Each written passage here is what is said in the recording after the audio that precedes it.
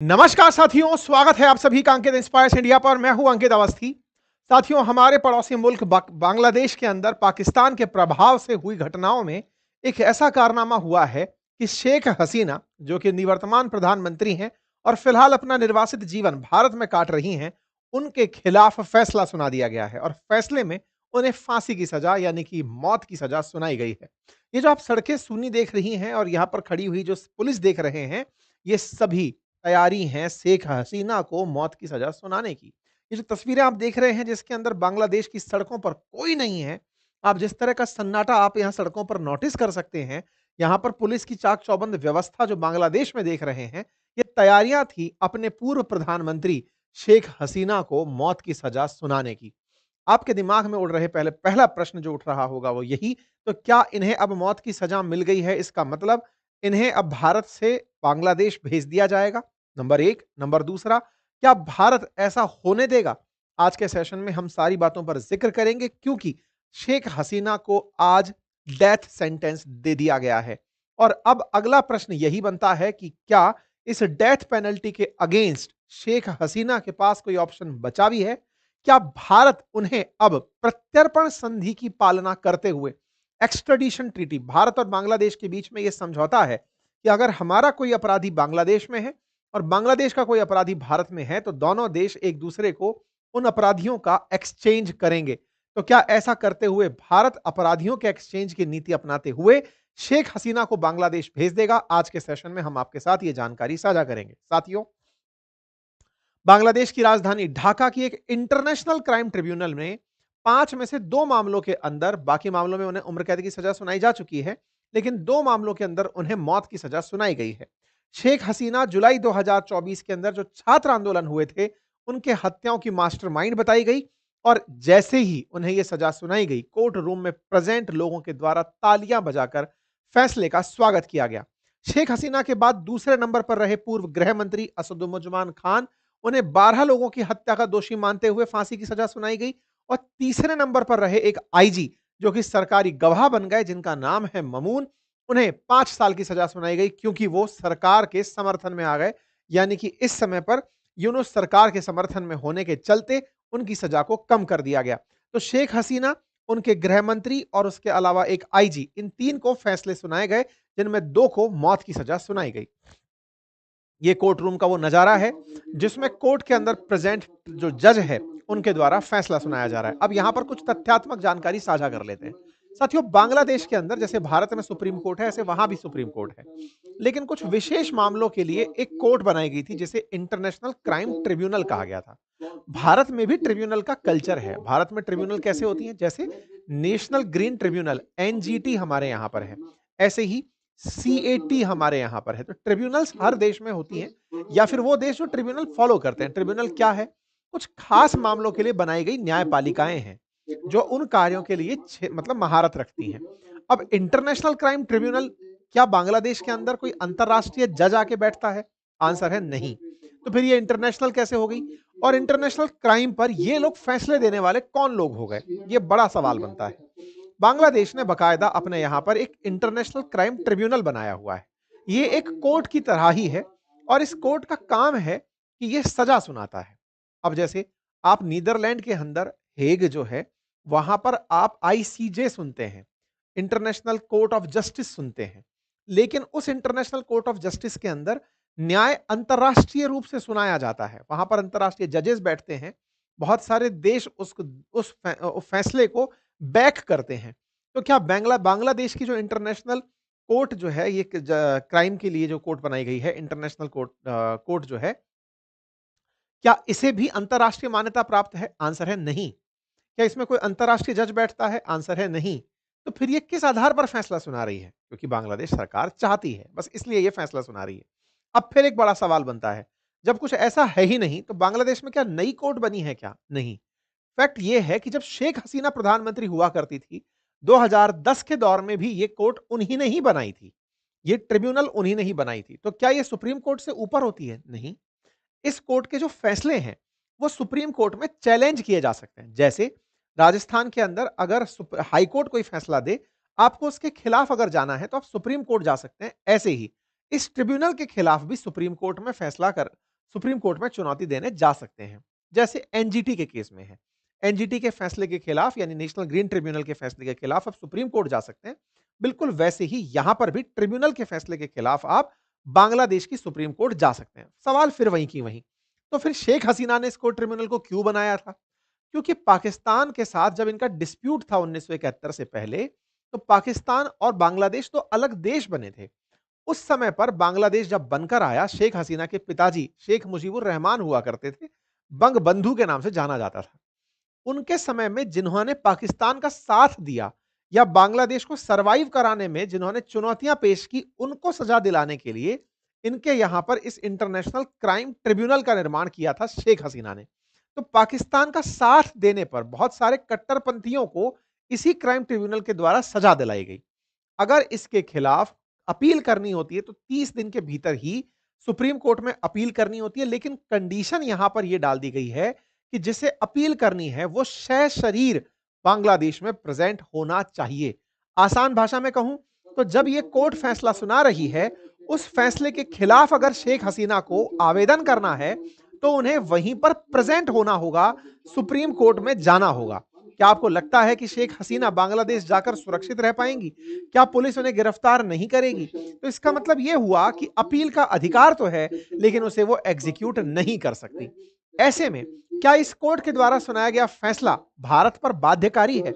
आज के सेशन में हम इस पर चर्चा करेंगे। फिलहाल के लिए बांग्लादेश ने जिस तरह से इसकी प्रस्तुति की है, आप उसे एक बार देखें। यहां पर इनके कॉलेजेस के अंदर बाकायदा बिग स्क्रीन लगाकर इस ट्रिब्यूनल के फैसले को सुनाया गया।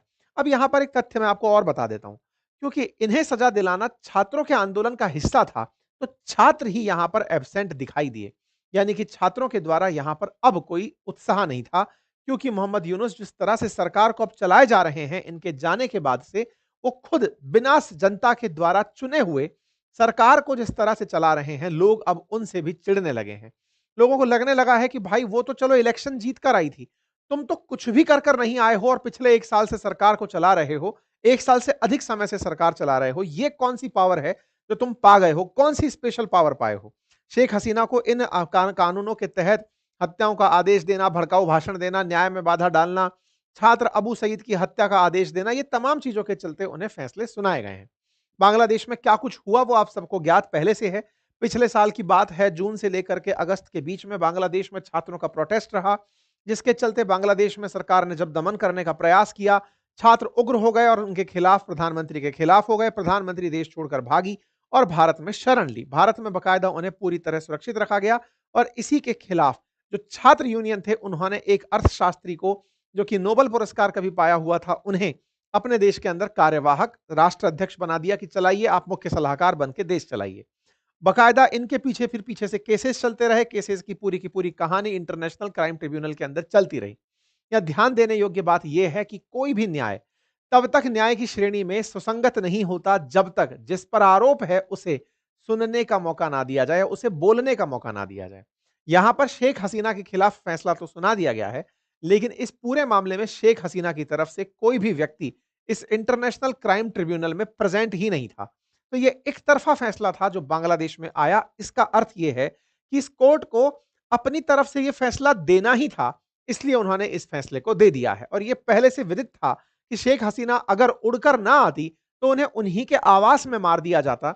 ये तो खैर 1 साल बाद सही, 1.5 साल बाद सही, इनके खिलाफ फैसला आया है और उस फैसले में भी मारने की बात की गई है। यानी इंटेंशन इनके खिलाफ उनके जो इनके विरोधी हैं, उनके अभी तक नहीं बदले हैं। इनके अटॉर्नी जनरल का कहना है कि अब उनको गिरफ्तार करने के प्रयास किए जाएंगे। अब बड़ा सवाल यह है, अगर नहीं हुई तो बोले इनकी सारी प्रॉपर्टी जब्त कर लो। जहां जहां भी शेख हसीना और उनके परिवार से जुड़ी संपत्ति है, उसे जब्त करने के आदेश दे दिए गए हैं। तो क्या इंटरनेशनल क्राइम ट्रिब्यूनल को भारत मान्यता देता है? आंसर है नहीं। इस इंटरनेशनल क्राइम ट्रिब्यूनल का क्षेत्र अधिकार केवल बांग्लादेश है। नाम इंटरनेशनल लगाकर इन्होंने इसे थोड़ी सी रीच ज्यादा दिला दी है, क्योंकि ये बांग्लादेश का अपना प्रोडक्ट है, इससे अपने को कोई लेना देना नहीं है। इन्होंने खुद बनाई थी और शेख हसीना के खुद के किए कर्म थे जो इस तरह की ये चीज बनाकर आई थी। खैर, फिलहाल के लिए बांग्लादेश में ये सब हुआ।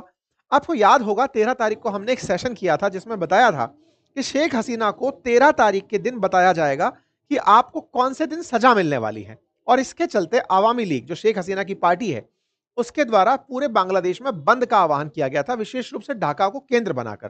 13 तारीख को ढाका में जब यह पता चलता है कि 17 तारीख को फैसला आएगा, तो 17 तारीख को फिर से ढाका में बंद का ऐलान किया गया।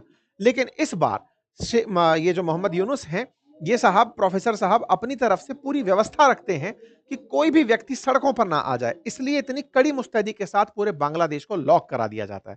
शूट एंड साइट का ऑर्डर दे दिया जाता है, यानी आज के दिन बांग्लादेश के अंदर कोई भी व्यक्ति सड़क पर ना हो जो प्रदर्शन के हाल में आया हो, अदरवाइज उसे पुलिस गोली मार देगी। आपको याद होगा 13 तारीख को जब बांग्लादेश में शेख हसीना के समर्थकों द्वारा प्रदर्शन किया गया था, उस पर मैंने सेशन किया था और बताया था कि 17 को प्रदर्शन फिर होगा, लेकिन इन प्रदर्शनों को देखते हुए ही पहले ही शूट एट साइट का ऑर्डर दे दिया गया ताकि इस तरह की हरकत ना हो। ये 13 तारीख को जनता जो सड़कों पर आई थी, ये 17 को ना आए, इसके लिए तमाम प्रयास किए गए।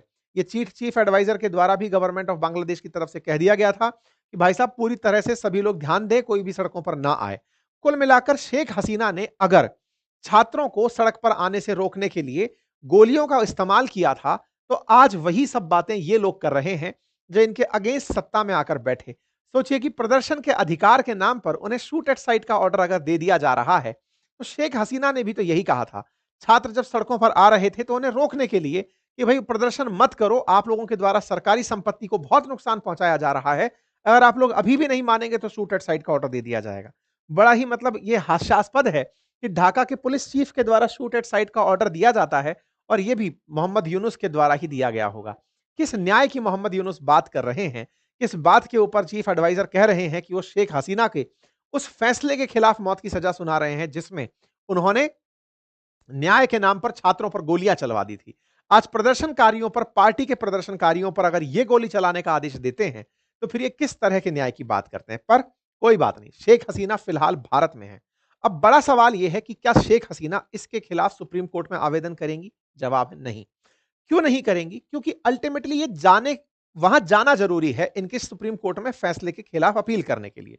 तो ना तो ये ट्रिब्यूनल में प्रेजेंट थी और ना ही ये सुप्रीम कोर्ट जाएंगी। दूसरा सवाल, तो क्या भारत इस फैसले को मानेगा? जी नहीं, क्योंकि ये इंटरनेशनल क्राइम ट्रिब्यूनल कोई अंतरराष्ट्रीय कोर्ट का फैसला नहीं है, बांग्लादेश का अपना फैसला है। हम मानने के लिए इसे बाध्य नहीं है। अब सवाल यह है, अगर यहां से हमें सूचना दी जाती है कि साहब हमारी कोर्ट ने इन्हें अपराधी डिक्लेयर किया है, अब प्रत्यर्पण संधि के तहत इन्हें हमें हमारे पास भेजिए, तो क्या भारत प्रत्यर्पण संधि यानी एक्सट्रेडिशन जो ट्रीटी है उसका ख्याल रखते हुए शेख हसीना को बांग्लादेश को सौंपेगा?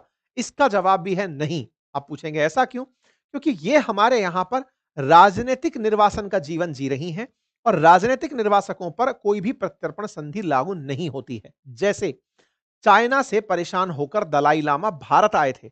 1962 में भारत और चीन के बीच जो युद्ध हुआ, 65 में जो 62 और 65 के बीच में जो लड़ाई रही, उसके पीछे दलाई लामा का बड़ा कारण माना गया। कहा गया कि चीन हमें बार-बार कहता रहा कि तिब्बत के धर्मगुरु दलाई लामा को अपने यहां जगह मत दो, पर भारत ने कहा कि राजनीतिक रूप से अगर कोई भी शरण मांगने हमारे देश में आता है तो वो सबसे ऊपर माना जाता है।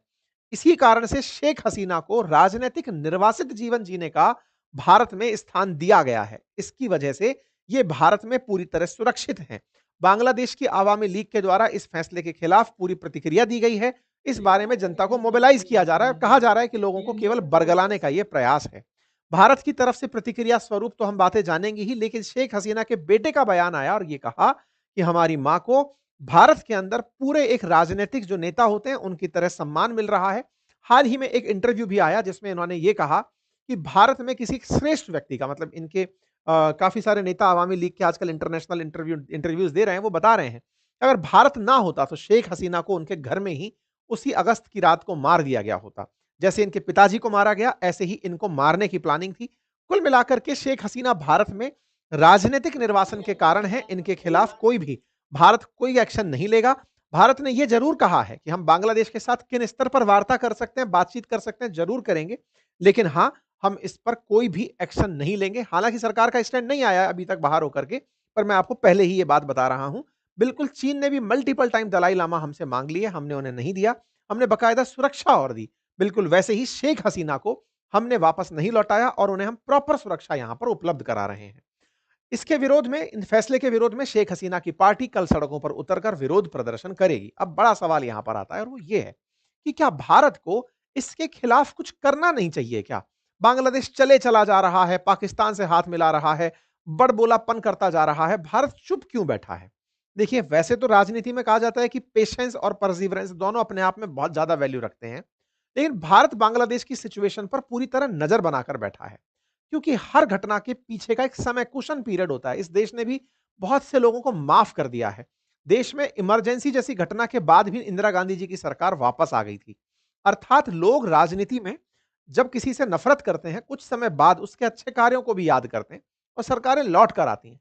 शेख हसीना के खिलाफ जिस तरह का बांग्लादेश में माहौल बनाया जा रहा है, वो ऑटोमेटिक इन्हीं लोगों के कर्मों के कारण डाइल्यूट होने लगेगा और फिर से शेख हसीना की मांग उठने लगेगी। भारत बस उस दिन के इंतजार में बैठा है। बाकी अन्य स्तरों पर भारत के द्वारा तमाम वो प्रयास जारी हैं, जिसके चलते बांग्लादेश पर फैलाकर ज्यादा तेज ना उड़े। आप लोग इस विषय पर क्या सोचते हैं? अपनी राय जरूर कमेंट बॉक्स में दीजिएगा। चैनल पर नए हैं तो सब्सक्राइब कर लीजिए और स्टॉक मार्केट रिलेटेड जानकारी के लिए हमारे एप्लीकेशन बातें बाजार की को इंस्टॉल कर लीजिए। Thank you so much.